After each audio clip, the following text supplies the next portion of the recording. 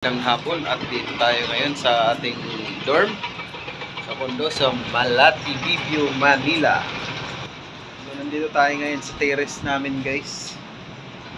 Dahil bibidyoan ko lang tong may bagyo ata malakas ang hangin.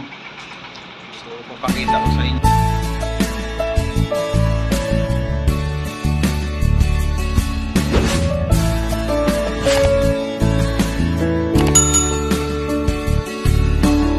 Pakita ko sa inyo ano pa to ano tong yun lang ano. So like kung pinibidyo, guys, itong Manila Bay. Yan yung ano niya ngayon, postura bagyo. Yan yung baba namin, guys. Ayan. So, lakas ng hangin. Kanina nasa sobrang lakas. Hindi ito na aircon, pinapasok pala to.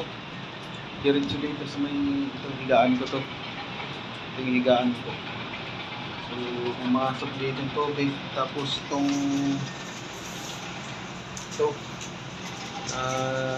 pasok din yan. Hirap buksan yung pintuan sa sobrang lakas ng hangin kanina.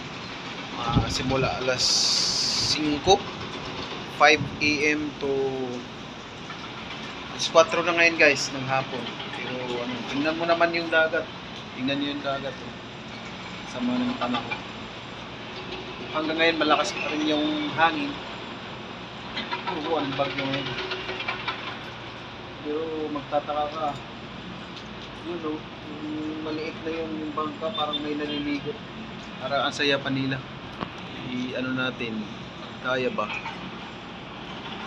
Ay, hindi kaya. Hindi kaya ang i-zoom.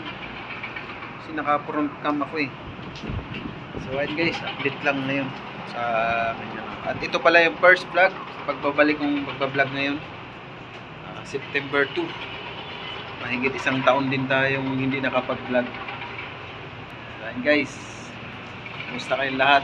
Salamat sa sumusuporta pa rin hanggang ngayon. So, thank you.